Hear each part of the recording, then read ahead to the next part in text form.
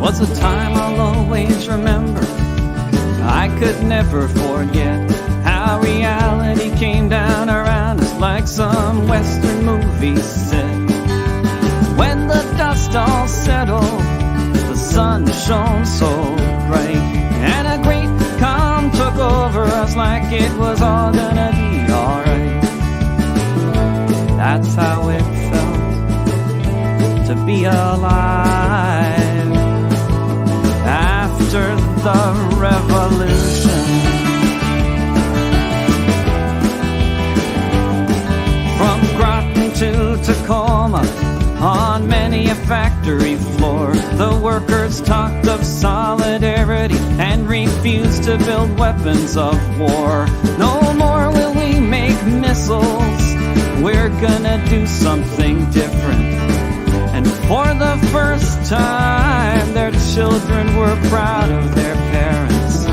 Somewhere in Gaza, a little boy smiled and cried after the revolution.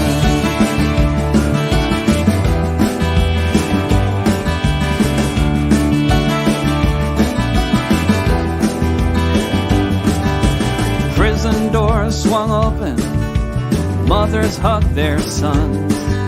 The Liberty Bell was ringing when the cops put down their guns. 1,000,000 innocent people lit up in the springtime air. And me and Leonard and Sarah Jane Olsen took a walk in Tompkins Square. And they talked about what they do now after the revolution.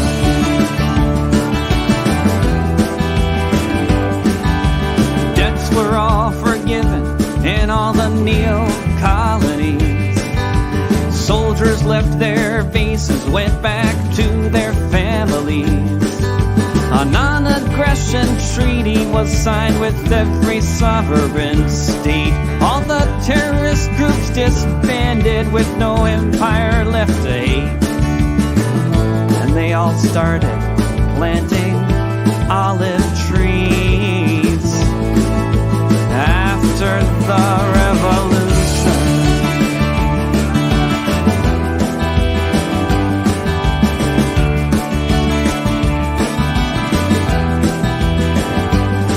George Bush and Henry Kissinger were sent off to the World Court. Their plans for global domination were preemptively cut short. Their weapons of mass destruction were inspected and destroyed. Battleships dismantled, never again to be deployed. And the world breathed a sigh of relief after the revolution. Solar panels were on the rooftops, trains upon the tracks. Organic food was in the markets, no GMOs upon the racks. And all the billionaires had to learn how to share. Bill Gates was told to quit his whining when he said it wasn't fair. And his mansion became a collective farm after the revolution.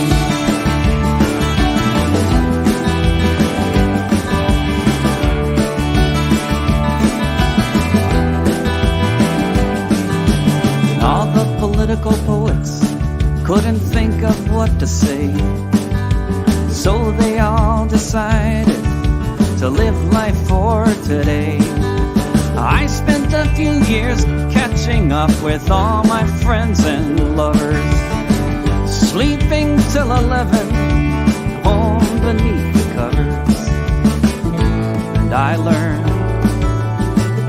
how to play the accordion after the revolution.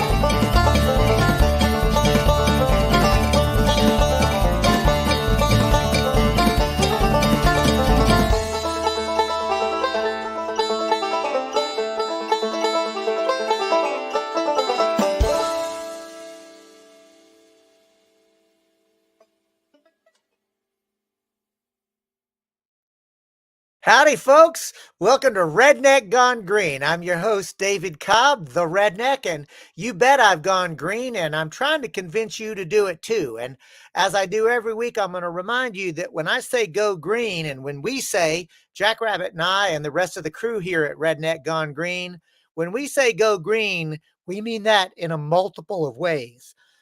First and foremost, we mean deep ecology, a commitment, an understanding, and a commitment to the interconnectedness of all of life, not just conservationism, but deep ecology and understanding of balance, and that there is a proper role for human beings to play. And frankly, under the capitalist system, the imperial power over dominator system, we're not playing our proper role, and it shows. But it also means green as in Green Party, because I'm trying to convince people to join a working class political party of ordinary people who are against empire, who are against capitalism, who are for an eco socialist world order that will put people's needs over profit. And that's why I'm so very excited about today's guest, because today's guest, you already know. You know because you're a viewer listener of Redneck Gone Green, and you know that Jackrabbit is our executive producer, and he makes all the bells and whistles work. He makes the technology go, but he also pops in pretty frequently where he shares his wisdom and his thoughts. There's that handsome fella right there. So Jackrabbit, welcome to this side of the camera on Redneck Gone Green.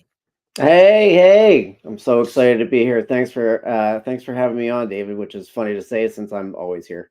You are always here, but let's be honest with our audience, Jack. When I first said I wanted you to be the guest this week, what'd you tell me at first? I was like, nah, I'm good. I'll hang out in the back. And I just want to say to folks, the reason that I pushed Jack, I think will become apparent over the course of the next hour, because Jackrabbit has a unique lived experience. I mean, we all have our own life experiences, right? But I'm going to invite you, Jack, to like, why do you do what you do? And I want you to literally start by talking a little bit about your childhood. So I really want to anchor this, and we're going to like walk through your path. All right, man. Thanks a lot. Thanks. I mean, what can I say? I'm so grateful that you gave me the opportunity to speak today. It's funny that you asked me that because I was actually just talking to my therapist about this earlier today. And yeah, I mean, like, I came from like so many, I came from a broken home, and I think that, it's interesting because for me, I took a very global approach to the divorce of my parents, and I ran away from home, and I was just like, I think there's a problem with the system. That was my takeaway. There's a problem with the system. It wasn't just that my family was messed up. It was like the whole world, everything. And so I actually, let me see. I was gonna save the world by joining Greenpeace. That was an interesting little wrinkle there. And I started canvassing for Greenpeace after I graduated high school, and immediately realized that the world was completely a mess. I was like getting people were slamming the door in my face. I was like, "Don't you understand? The environment is falling apart. We need to do something." And they were like, "Get out of here! I don't need get." I mean, I was like the worst. I was absolutely the worst like canvasser ever. Like in the history of canvassing. You know, Jack, one of Um, the things I say is if grabbing people by the shoulder and shaking vigorously and shouting at them worked, I would do that because that's my instinct. That's what I want to do. What I found as an organizer is it's not effective strategy. no, no. And like, in my defense, it wasn't like I was not an environmental scientist, and really the managers of Greenpeace at the time were really more about they were more about figuring out how they could get into the pants of their coworkers more than like educating their canvassers on like well, exactly what is it that we need to do here about this whole environment thing. So I really didn't know a whole lot. I just I had learned enough to know that there was a problem and not enough to actually argue it to these people. And so Yeah. So that was a really big I mean, I know I'm being funny about it, but I can't tell you how disappointed I was. It was really heartbreaking for me. And I literally was like, I swear to you, I was one day just sitting on the curb crying, like really like, oh, this is a mess. We're done. Like humanity is finished. And but one of the people who I work with at Greenpeace was a volunteer at Philadelphia's anarchist bookstore, and that's the Wooden Shoe, which is actually like the longest operating anarchist bookstore in the country. So how about that? So And I want to transition you from like disillusioned Greenpeace canvasser to the anarchist bookstore. Tell us how that shift happened and what happened. right, like I said, so my friend who worked there, Todd, he was just like, "Oh, you got to meet this girl. You're gonna love her. She's great. She's great." And I was like, "All right, sure, like yeah." And her name was Karen, and she's like, "Oh yeah, it's like there's a um, there's a squat up in West Philly. You got to come live at the squat. It's awesome. Like and why pay rent? Like we should think housing should be free." And I was like, "Oh, okay, yeah, that sounds like a great idea. Housing totally, yeah, should be free. Yes, for." And I ended up like hanging out at this Wooden Shoe bookstore, and I was there all the time, and I was like, hey, tell me about anarchism. What is anarchism? Like, what is it? Why should I care about it? And so the guy who, basically ran the place, Alex, he gave me this book called Women on the Edge of Time. So, David, would you like to know how I got the name Jackrabbit? I am so curious. I've known you for a decade now and I don't know. So please tell us, how did Jack become Jackrabbit? So all right. So like I said, Alex gave me this book. Hey, what I want to learn about anarchism. So he gives me this book by Marge Piercy called Woman on the Edge of Time, which is like, it's a classic, right? But it's also just like a book of fiction. But it's about this anarchist future where these like, rugged, I don't know, tribes of anarchists are just like, fighting against like the evil corporate, you know, overlords or whatever. And there's a character in it named Jackrabbit. Years later, many years later, I reread it. But the reason I gave myself that name was because one of the things that they did in this fictional future that Marge Piercy had written about was when you came of age. There was a ritual where they would basically take you and put you out. Your tribe would take you and put you out into the wilderness, and then you would have to find your way back when you were like a certain age, and then when you came back, you would rename yourself and you wouldn't have contact with your family. And so for me, I was like, oh, cool. That sounds like me. I don't want to have any contact with my family. And, I want to rename myself. So I did. And I took a name Jackrabbit from the book. And I was like, years later, I was like rereading it. And I was like, Jackrabbit he's a crazy person. And he ends up getting killed in a war. I'm like, why did I do that? Why did I think that? Because he was an artist, he was like, oh, he was a wild artist. So I was like, oh, yeah. But you know what I'm also an artist. is Yeah. interesting too, because the Women on the Edge of Time was also one of it's a seminal piece in queer liberation, which I think is worth pointing out that you had questioning gender norms in 1976, right? Like, so it doesn't surprise me, and I want to make sure that we get into, because there's a long history here, right, Jack? Because I want to go from the squat to Atlanta. So before we get there, though, I have to tell you, David, okay, so literature was important for me seminally, right? Because so my understanding of anarchism came literally from Women on the Edge of Time, this book, right? And another book that I picked up in a squat, it was an abandoned house that I was hanging out in because the house that I was living in had burned down while I was in it. That's a whole other story. We could get into that. Maybe that can be like the extras part of the CD, but of the DVD. But I was in this house, and it was at the time like there was a guy who was addicted to heroin, who was like trying to kick.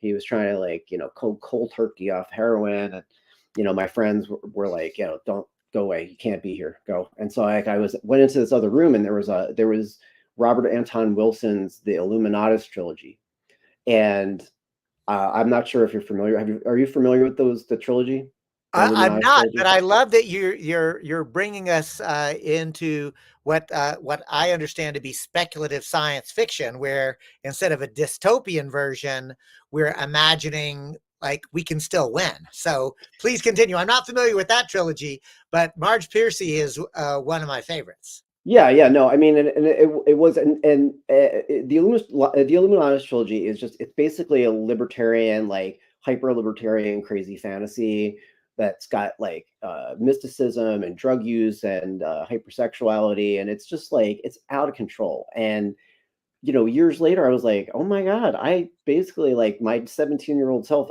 absorbed all those crazy things, and like that was my politics for a very long time. So, and you have to know about the book to realize how really scary that is. But so I'm sorry, we went to where did we go from?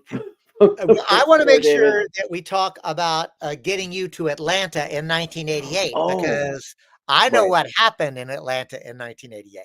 Yes, yes. So anyway, so I'm involved with this anarchist community, and there is a protest against the DNC that That, everybody's and going to. DNC stands for Democratic National Convention. Yes, Democratic National Convention. Thank you, David. And being anarchists, we were just like, yep, no, we're going to protest them. Doesn't matter, Republican, Democrat, we don't care. We're just going to go and we're going to stir shit up. And so, I hitchhiked down there with some friends of mine, and we were just like hanging out in the house, and I was dressing up in a dress, and just we did all sorts of stuff, and I got arrested.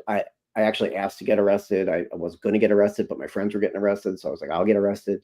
And yeah, and it was really fun. I met a lot of great folks, and I went from there and protesting to then hitchhiking across the country to San Francisco, where we were actually fighting the cops at the SF Federal Building. And I was asking my friends about this, and apparently it was some kind of like it was some kind of action that had to do with El Salvador. I honestly, I couldn't tell you, but it was really, I'm going to tell you, David, it was really interesting because this protest really did something to me, because my friends were preparing to fight the cops in the street, and they had goggles on, they had done this like kung fu training there. I actually had a friend in Oakland who ran a dojo, and he was like this like super badass like ninja guy, like for real.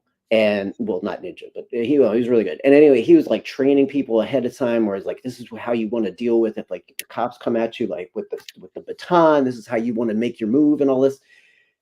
And we were getting body armor. I didn't want to do it. I mean, I honestly I was with my friends, and I was like, I'm going to be there, I'm going to support you, but I'm not putting on body armor, and I'm not fighting the cops. I'm not going to do it. And I watched my friends get the shit kicked out of them, and that really like changed things for me. I was like, what's the point of this? I really did, like, I mean, why? it's interesting, Jack. I'm so glad you bring this up, because like you, I've been arrested, right? And I've demonstrated, I've protested, I've been disruptive, and there is power in disruption, no doubt about it.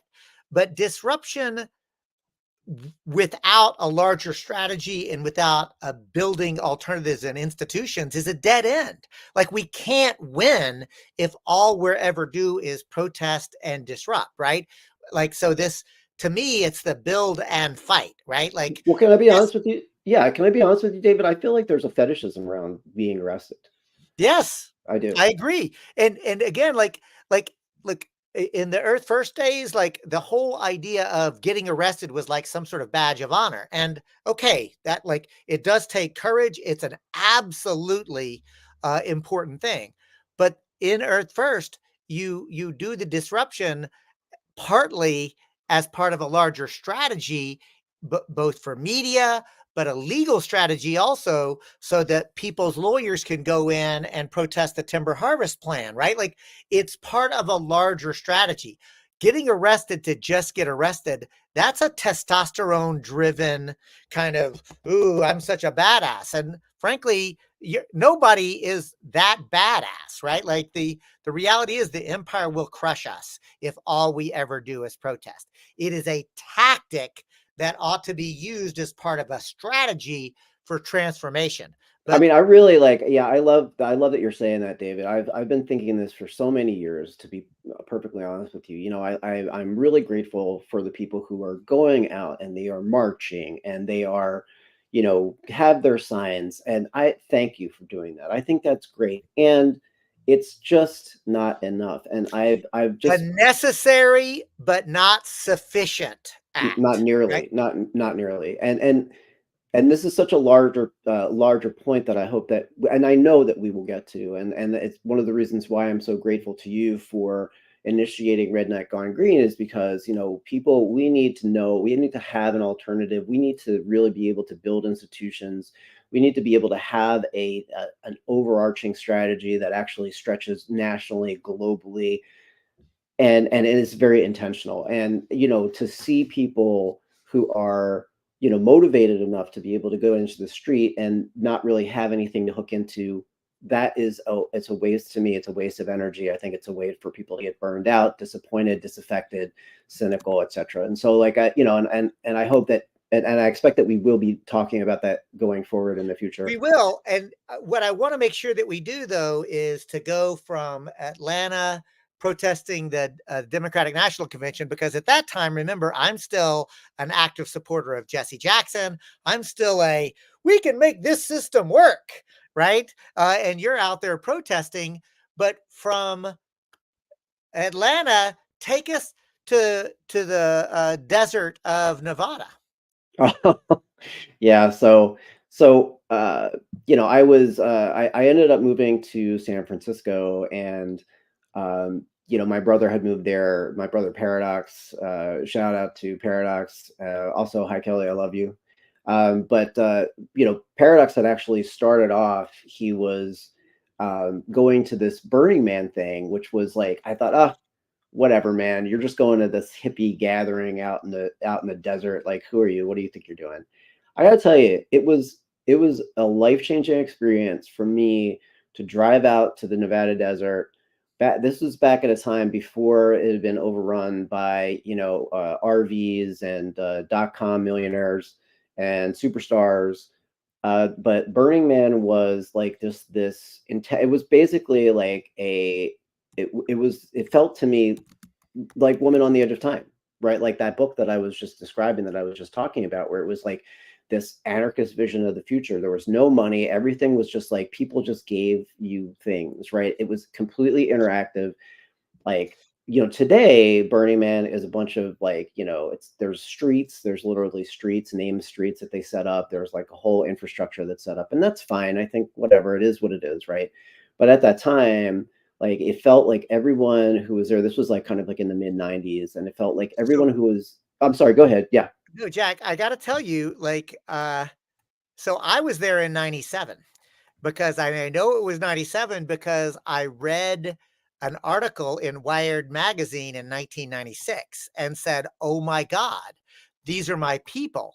And what were my people was because it was radical self autonomy, but it was also, and people talk about, like, and for me, and I've gotten a chance to meet Larry Harvey, the artist who created Burning Man, and got to know him a little bit before he passed. But what was interesting, Jack, was it was an experiment in radical self-expression and autonomy, but it was also a commitment to no vending, right? So a festival without sales, like yes, you have to buy a ticket, and it's relatively expensive because you have to build the infrastructure.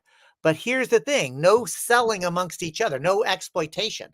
And this idea of like, people talk about it being a barter economy out there, but you hit on something. it's a gift economy. It's actually not a barter economy. Like there's this idea of we could live like this, right? Yes. Yeah, The experiment absolutely. that Burning Man Yeah. really gives us is not about, the fluorescence, and the music is great and the art is great and so forth, but it's the taste of what a liberated space looks like, Yeah, because where you were we're there, right, taking David? care of each other.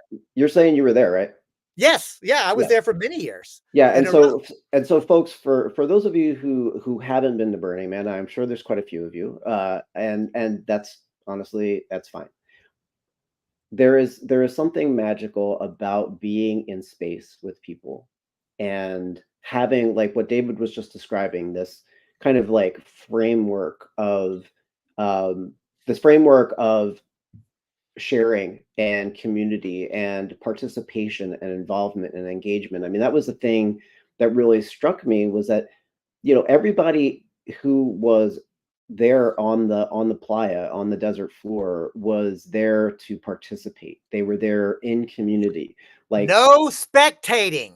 no spectating. That's right. And I want to really hit on what David's saying here, which is that, you know, walking down the you knew that anything that was going on, you could just kind of literally walk into. You were It was, literally invited to, right? Like yes, that's part of the culture, right? And the yes, expectation was there were not barriers between performers and spectators or audience. It was, and I got to say, Dave Petrovich, and thank you, Dave, for your comment. Occupy DC was the greatest experience we ever had, because we're going to get to Occupy yeah, from Burning Man, because to me, that is a yes, seamless transition.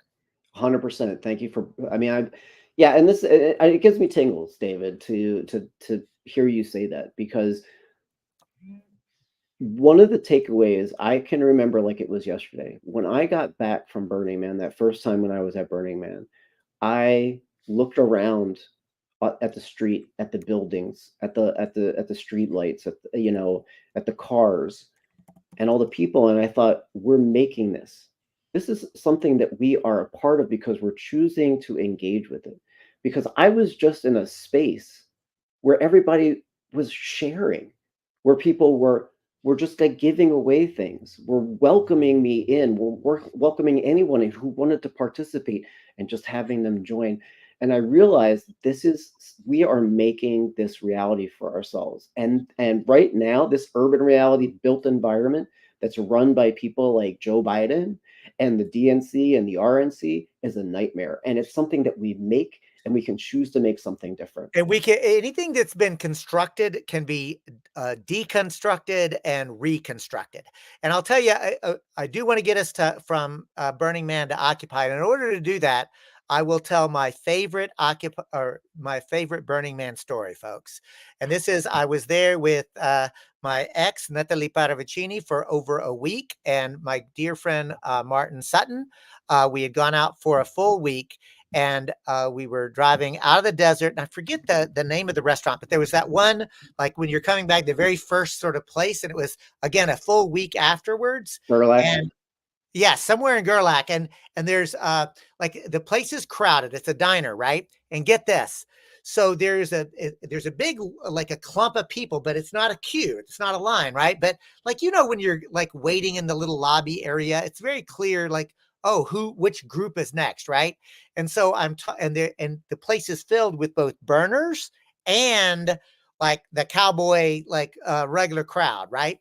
And they're mixing. It's all fine and good, but get this.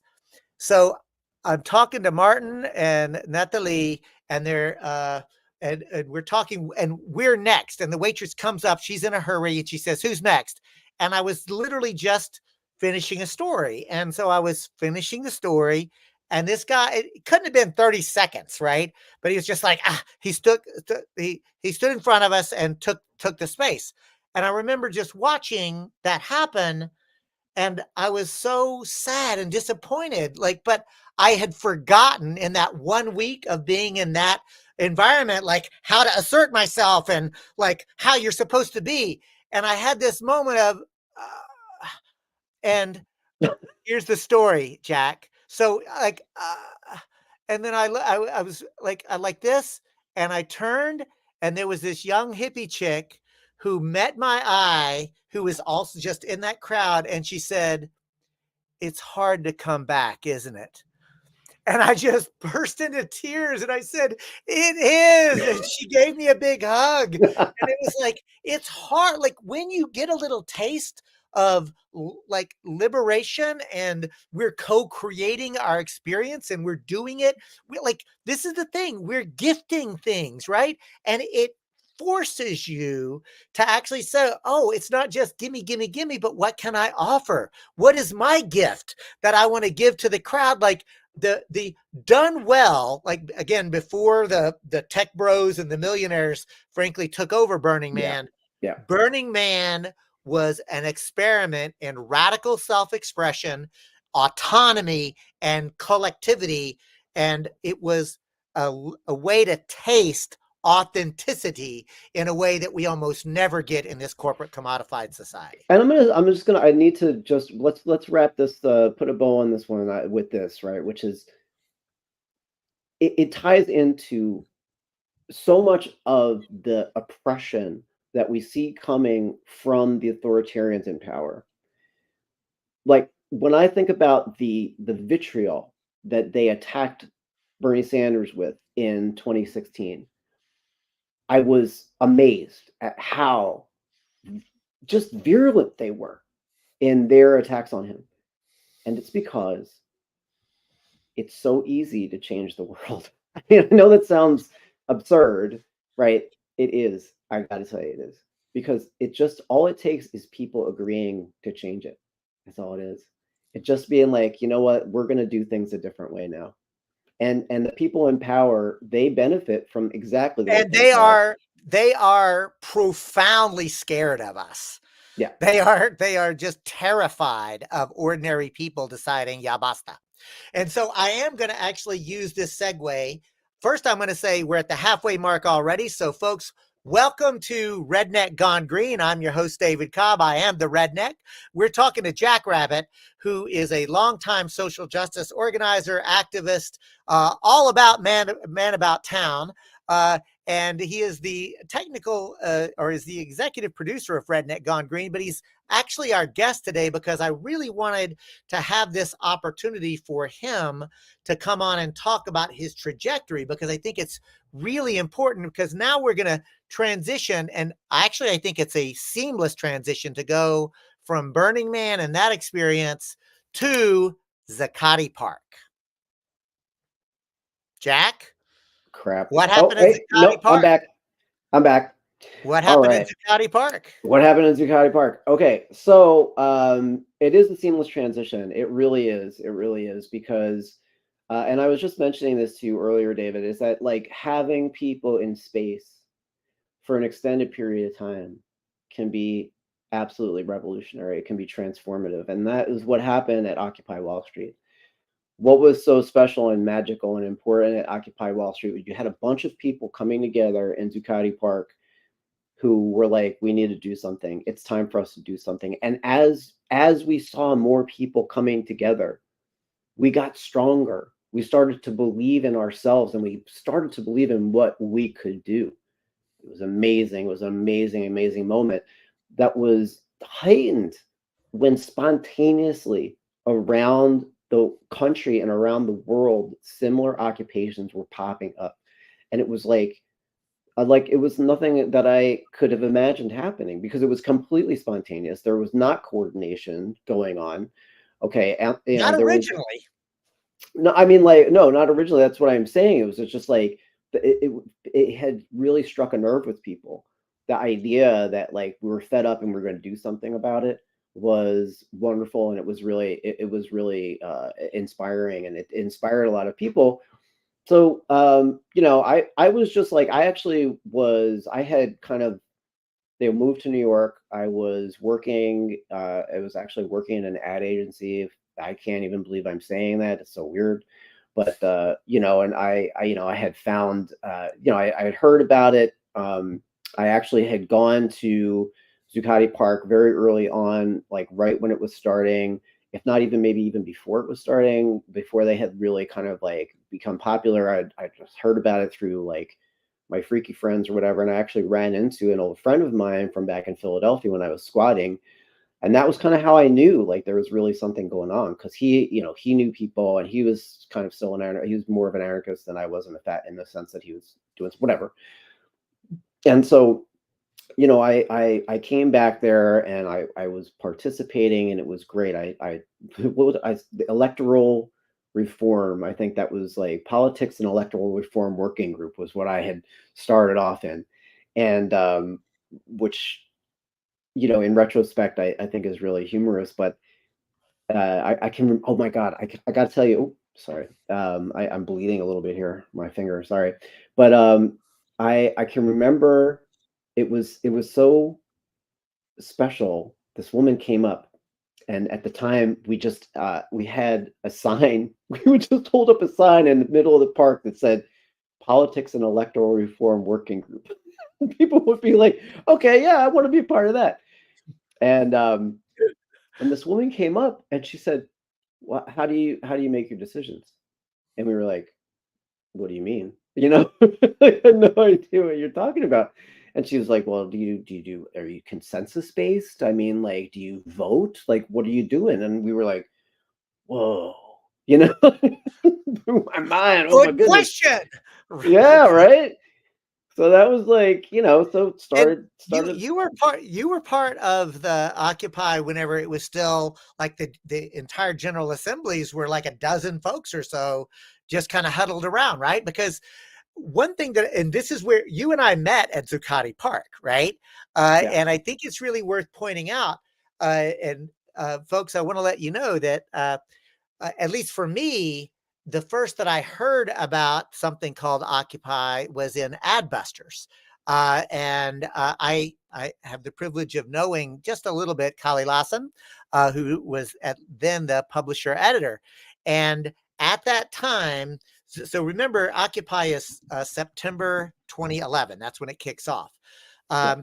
Folks may remember that January 21st, 2010 was when the Citizens United decision was launched. And me and about 12 people launched a campaign called Move to Amend, calling to like the audacity, we should amend the entire US Constitution to abolish not just the idea of money as speech and get money out of politics, but deeper still, we were calling to abolish in its entirety the illegitimate court-created idea that an artificial entity called a corporation could ever have constitutional rights at all. Because it's not just money in elections, that corporate personhood was allowing corporate lawyers to overturn environmental protection laws, worker safety laws, public health laws, and campaign finance laws, right? So here's the thing. When Occupy was kicking off and starting to really get steam, I called Kali Lawson and said, listen, Kali, like the next issue of Adbusters ought to be all about Move to Amend and amending the US Constitution, right? Like that's was my pitch. And he said, no, David, like Occupy is something different. Like it's a zeitgeist of the moment, and it comes out of the Spanish indignados. And he had this, like he was talking past me. And I remember saying, Kali, I'm tired of shouting at buildings. Through all of the 1990s and the global justice movement and the WTO and the World Bank and the IMF and the Free Trade Area of the Americas, I mean, I've had it with just protest. We need to build institutional power. And he said, David, you're missing the point. We're talking about an occupation. We're talking about the heart of the financial district. It's something different. And I often say, Kali was right and I was wrong. And I was right and Kali Lawson was wrong. In other words, we were both right, but we were both wrong, because I was so focused on this is an opportunity in Move to Amend to build a concrete campaign that people can get plugged into in a way that fits within, like amending the Constitution is a political process to actually take self-government seriously. So I was right about that. And Kali was right about, no, like gathering people together. This is not just a protest. We're occupying and camping together in public space, and Yeah. people are going to have an experience, and it will be transformational. And Jack, if you can imagine, what if that we had been able to take the disruptive power and the institutional power and build a campaign at that moment, how powerful that would have been. And I And think we it's can still do it. I think it's important, though. This is the thing. I think it's really, really important to keep in mind that we're our own worst enemy. And what I mean to say is that I was so just enamored with the feeling that there was at the park, where it was kind of like speaking to what we were talking about a moment ago about Burning Man, and the in like just the feeling of engagement and participation, and being together, right? And it was so exciting to feel that we were making this effort to get everyone involved. It's like so I don't know if you all caught what David had said earlier about the General Assembly. The General Assembly was this thing. It was like this daily occurrence that would happen in the park, where anyone and everyone who was there, so you didn't have to be a member, all you needed to do was just be there. And at a certain point, there would be an agenda that was put together by a group of people who were the facilitators. There was actually a facilitation working group, and they were specifically, they would just exist as part of Occupy to make these general assemblies happen, where they would get together the agenda. And what would happen is you would kind of like have somebody who would come up and they would speak, and you weren't allowed in the park. You like the cops forbid there to be any amplified music. You couldn't have amplified music. You couldn't have you couldn't have a PA, right? So you didn't have a microphone to talk into. And this is where the human microphone came from, which is like somebody would stand there and they would say, "Hi there, my name is Jackrabbit, and this is my proposal that I would like you to validate." And and then everybody who could hear would repeat what you had just said, so that the people in the back could also hear. And you would have these kind of like a repeating that would go back and back and back, depending upon how many people there were. And it was this wonderful feeling. Like there's nothing, like I can't tell you folks how lovely it is to hear like your words being repeated back to you by these people who you consider to be And part of your community. And what I loved about the Occupy experience was when it was done well and it was frankly disciplined, right? And not just well facilitated, but that people who were collectively like learning to share space in a genuine way. Like a couple of assholes always seemed like they messed it up. But I do think that this idea of how do we capture that spirit? And I do want to quote Z Manny, who listeners and viewers will recognize. Z Manny is a frequent participant and contributor. Z-Manny says, I thought Occupy was misnamed because how do you occupy something that already belongs to you? I thought it should have been called Reclaim. I'm curious, Jack, how that lands for your ears as somebody who is a real like force at Occupy. Well, I mean, the word reclaim is a little tainted for me, because there's actually a reclaim in Chicago that started in Chicago, and then there's also like Reclaim Philadelphia is kind of a franchise. So, and I feel like those folks are a little. I'm on the fence about how I feel about them, but yeah, no, I think Humanity's got a good point. I mean, like there was a lot of things that were wrong about Occupy, and that's one of the things that I kind of wanted to touch on as well, David, which is, I want to go back to what you were saying about like how you were right and how you were wrong, and how the person from Adbusters was right and wrong. And it is magical and powerful and incredible to be able to be in space with people, to have this intention and to share it, and to kind of like literally create your own new reality. And that was a big part of what was incredible about being at the park at Occupy Wall Street in New York, right? However, one of the dangers that I saw, And I think why you were right, like, was that instead of considering building institutions, what started to happen at the park was that the General Assembly became concerned almost exclusively with logistics. Right. There was literally evenings where, like, they would be spending an hour discussing where they wanted to get their laundry done. People were less concerned about, how are we going to change the world, like, working together, as opposed to how are we going to feed the people who are in the park. How are we going to, like I was just saying, keep people safe? That was an issue. Like, how are we going to keep people safe? You know, and um and so uh you know and what I saw happening was that people were just kind of getting lost in the process without really considering a bigger picture. And that was why, I'm going to segue into Interoccupy, which was this organization that me and some friends started at the park for the purpose of communicating and coordinating across the different occupations. So it was really important to us to coordinate this movement that was happening, because, like I said, it was a spontaneous event. There was not coordination about it. People in Los Angeles and in Georgia and in DC, Dave was there just talking about being at Freedom Plaza in DC.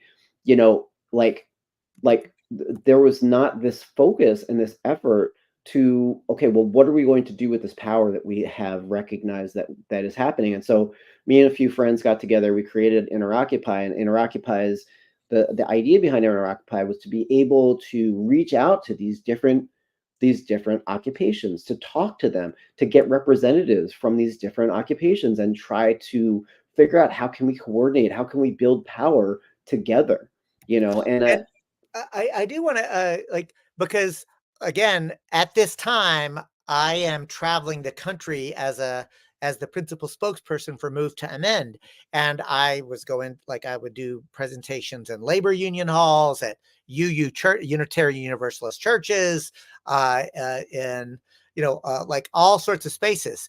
And honestly, Jack, I bet I probably went to more Occupy camps than anybody else, because I was literally on the road about 3/4 of my life.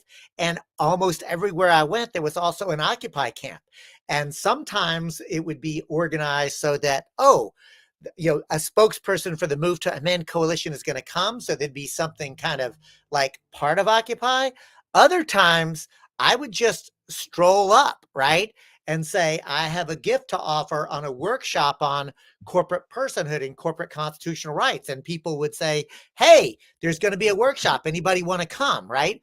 So what I'm saying is, I actually saw and was there when key organizers and coordinators of different camps started to talk about this thing called Interoccupy. So, like, I was poised to already like you, because I was seeing the coordinated effort to try to bring these people together. So when I found out that you were one of the key people at Interoccupy, I was like, I want to get to know this guy.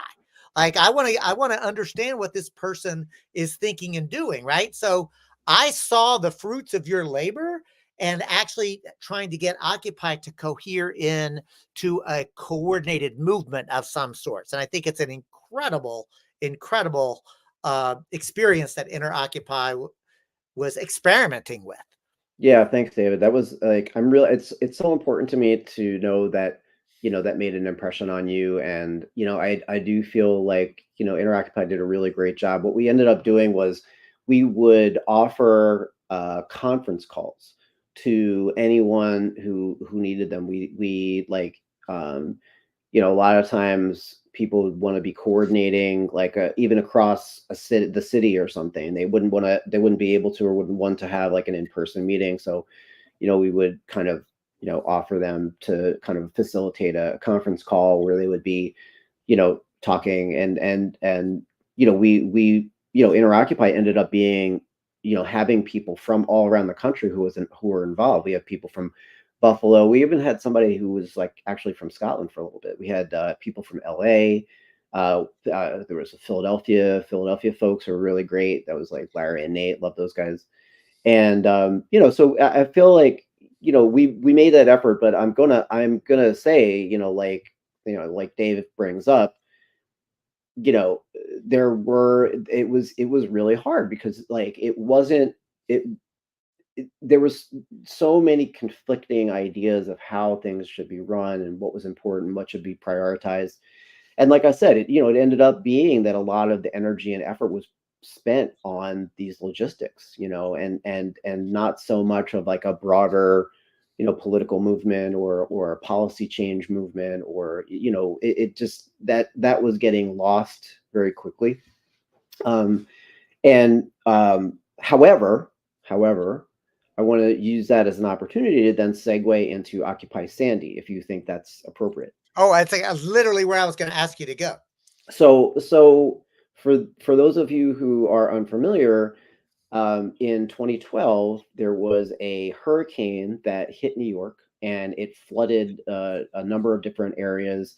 And it was very disruptive, and there's a lot of homeless people. I think Rockaway Beach got hit very hard. People's houses were flooded. There was a lot of damage, and um, this is obviously, at this point, for those of you who are familiar, the park had been shut down for many, many months. However, there was a lot of people who had made connections and who were a part of, like, kind of like a network now, that they, and maintain those relationships. And after the hurricane, the next day, literally the next day, friends from who knew each other from Occupy drove to the affected area. I do believe it was Rockaway. I feel pretty comfortable about that.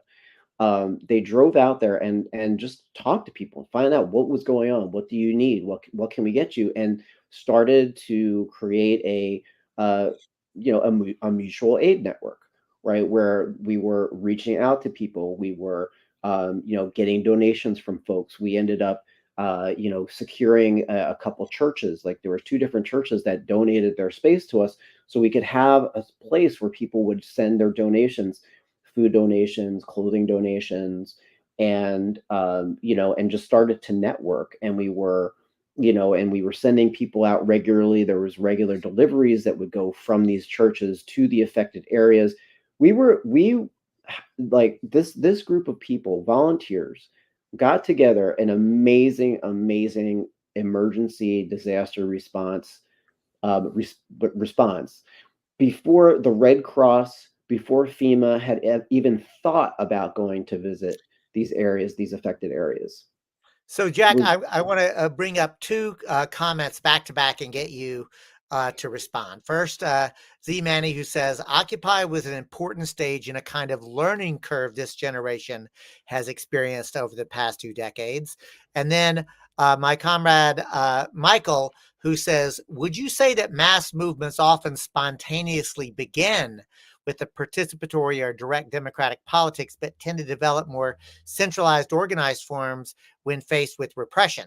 Because to me, like, I think that these questions, the comment and the question, are really underscoring the need for social experimentation, right?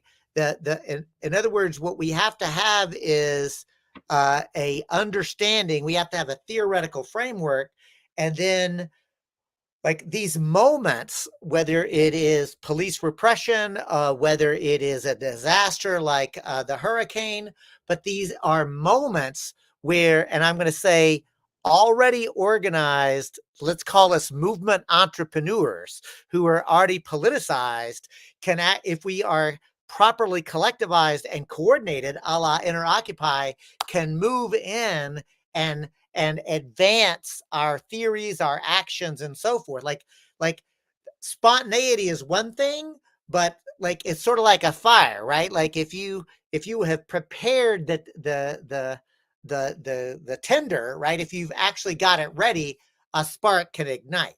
Yeah, the hay is in the barn. The hay is in the barn.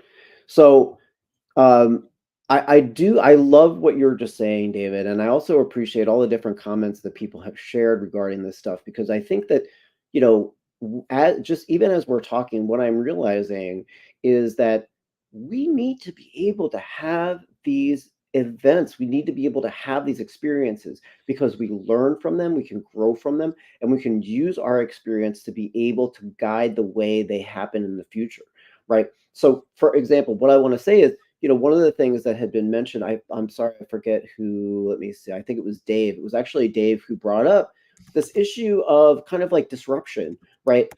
There is this initial excitement and inspiration by these ideals of engagement and participation and democracy and like having your voice heard and really like the community responding to the needs of the community. And these are really exciting, very interesting, very exciting feelings, right?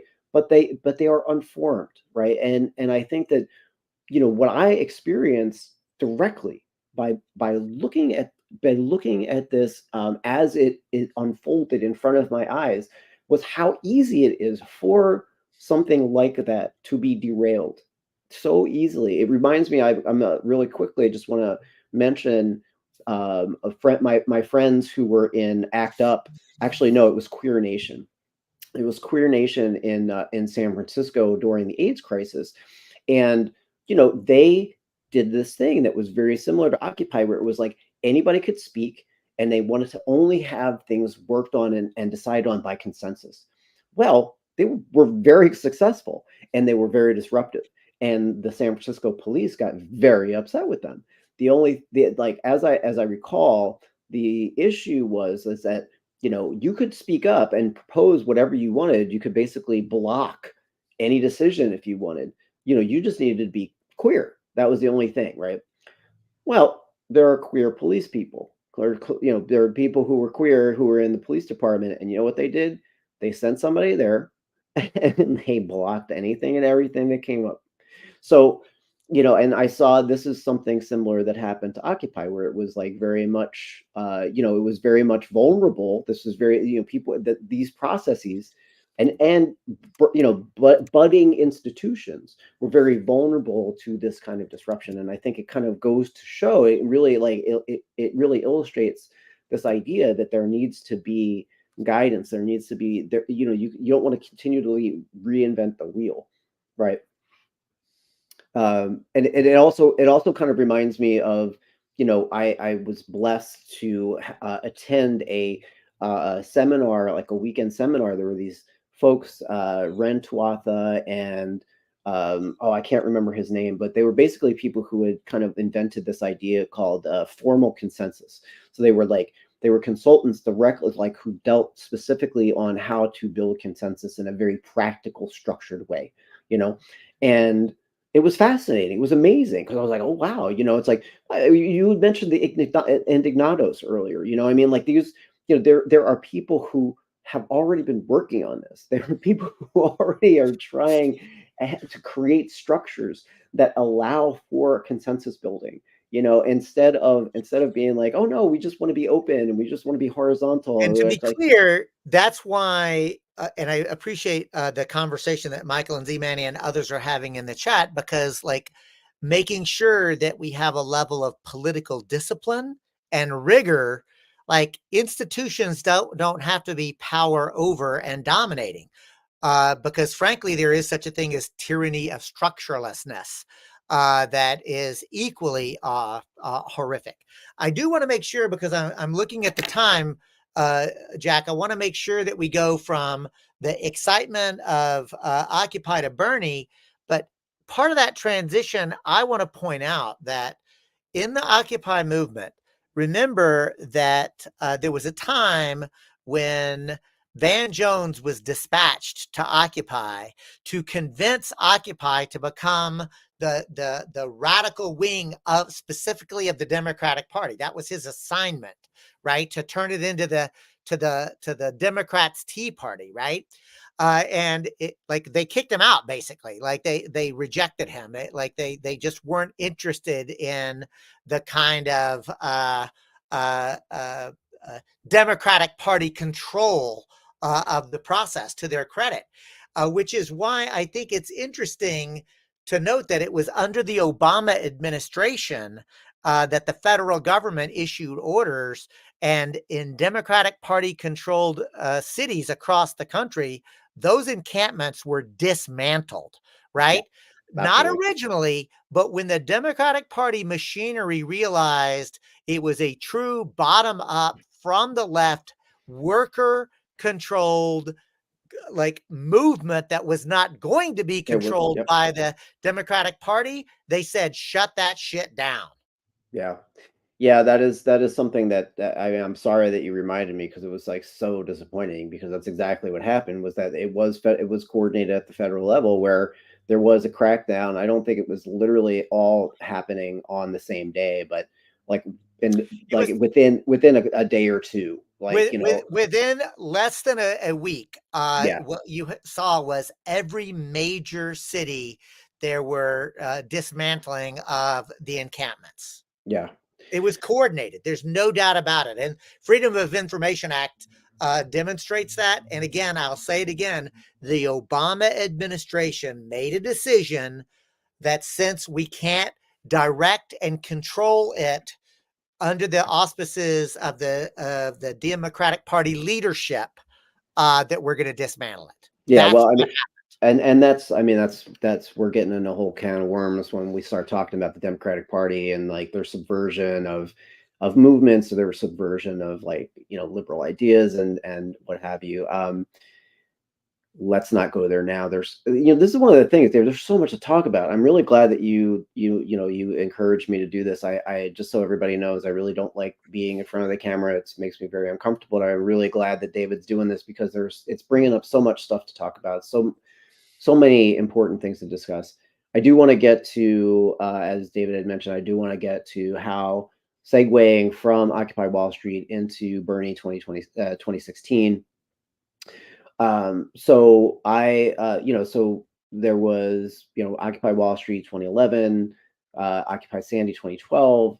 And then, in like 2014, 2015, there are these rumblings that, Bernie Sanders is going to run for office. Now, originally, people were thinking that Elizabeth Warren was going to run for office. And people that I knew from Occupy Wall Street were actually trying to convince her to run for office, and so run for president, excuse me.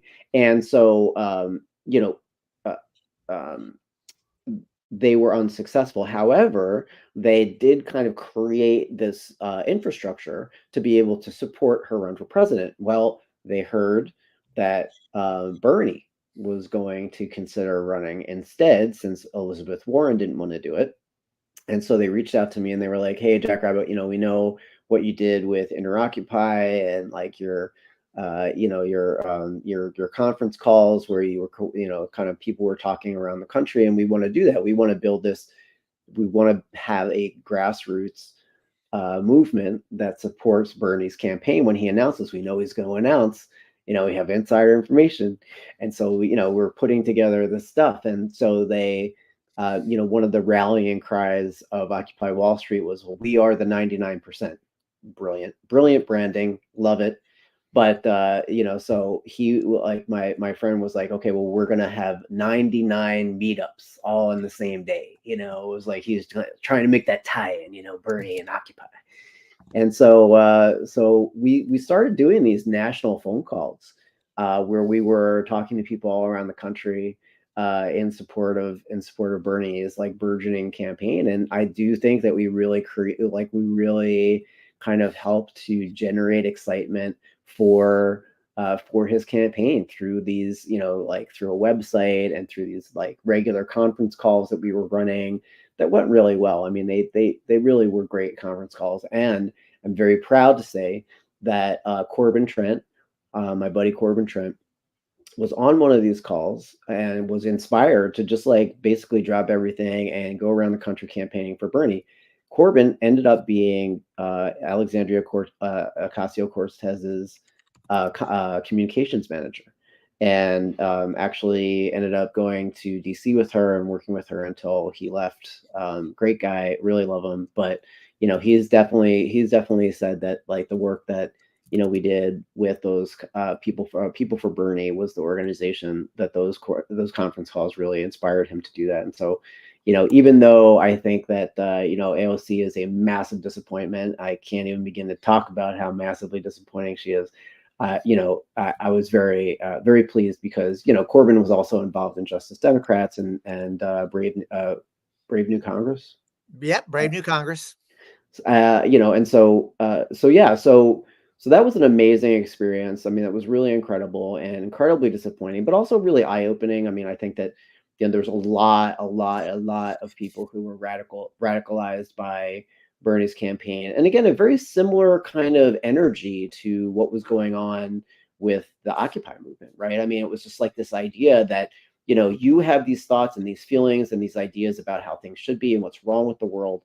And all of a sudden, just like that overnight, you realize there's a bunch of people who agree with me. Like, oh my goodness, this is amazing. And it's so powerful to be able to recognize that and to make those connections and feel supported where you didn't feel supported before, And I think that's really like a through line throughout my story, the story of Jackrabbit, like this the anarchists and then like the time at Burning Man and building that, and then Occupy, and then moving from Occupy and to Bernie. It's like it's always this kind of idea of people coming together in space with a like kind of like a like-minded people with a a goal or an idea that they share and they want to be a part of, and really growing a community that way. And I think David, I think that just like it's so important, and I'm so grateful to you for bringing up this issue of, institution building, because it's not enough, right? We need to be able to acknowledge and accept that it's not enough just to have these feelings and to be a part of that community. We need to be able to build institutions to build power, because without that power at scale, right? I mean, That's the thing. No, thank you for that, Jack. And I do want to acknowledge, like, the through line to me is like you have consistently said, how do I put my principles and values for love and compassion into practice?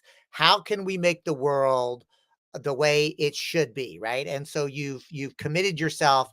And what I appreciate is you have consistently through your life said, oh, I tried this thing and I learned this, so let me make an adjustment, right? You haven't doubled down on mistakes, right? Like you failed forward, right? Like, oh, okay, I learned some let things. me make a new mistake. I've done more mistakes. Yes, but that's exactly right. Like we should fail forward. We should make different and new mistakes, because you don't know what you don't know.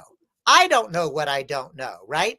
And I think that level of humility, as we say, all right, well, let's try some things, because the other thing that I want to really underscore is your engagement in electoral politics and the effort within the Democratic Party. You came away with the same conclusion I did, which is the Democratic Party's presidential primary process is where progressive politics goes to die, because all the enthusiasm, all the excitement, everything that ends up getting built up there is dissipated, right? We don't have any way to collectively continue the experiment in genuine radical bottom-up politics. Like the Democratic Party actually fears us. They do. And rightly so. I mean, like, that's the thing. They should be afraid of us. And I'm kind of, I'm kind of excited about this upcoming election, because I'm hoping that they're going to see that they've pushed us a little bit too far. I think. Well, I'll tell you, we're coming to the end. So we are going to, I do want to just point out 2024 is going to be Mr. Toad's wild ride, because we already have Robert F. Kennedy Jr. Polling at Ross Perot's over 20%. Over 20%. Yeah. But wait, there's more. Cornel West is running for president, sadly as an independent. I got to say, I was so excited that he was seeking the Green Party's nomination. It's his democratic right and choice. I think he's made a tragic mistake, And we'll but talk he more is about running that. as Yeah. an independent. Like we'll talk about this over the weeks to come, I promise you. And Jill Stein just announced that she's seeking the Green Party's nomination. And oh, but wait, there's more. Manchin may actually run on the new labels or no labels ticket. So here's how I'm going to conclude this, y'all. The empire is teetering. This two-party system is fractious. It's imploding before our very eyes. And frankly, the Democratic Party's doubling down on Gaza is an example of how this empire does not know how to handle truly bottom-up democratic progressive energy, and it is growing. I'm going to say it again. This movement is growing. We're getting larger, stronger, and better organized. And like there have been moments, and this moment is coming to a head. And I agree to engage in elections, but as you've all heard me say, I'm no electoral fetishist. I want to build movements that are capable of meeting people's objective material needs, creating cooperative institutions so we can make and implement decisions, right? And so, again, our time has flown by. I want to bring Jackrabbit back for any final concluding thoughts for this program. And then I want to make an announcement about next week. So, Jack, your final thoughts. Just thanks so much, David. Thanks to everybody who's watching. I am so grateful to you, and I definitely, what I want you to share your successes, share your mistakes with us. It's really important. I mean, I think that's one of the things that I feel has really come out from this conversation is that it's so important to be able to make these, try things out, and see how they go, learn from them, and grow. And we either win or we learn, right? And so thank you, David. Thanks for being a really good friend, and I'm really grateful to be able to support this. And yeah, I love you, man. I love you too, Jackrabbit. And next week, y'all, Jackrabbit is actually going to come on the other side. He's normally our executive producer. He was a guest this week. Next week, he's actually going to host, and it's because next week we're going to play a recording of the Barcelona en Comú municipalism experiment. And Jack and I had the privilege of co-interviewing one of his colleagues from Barcelona, who's very active in the municipalism movement there.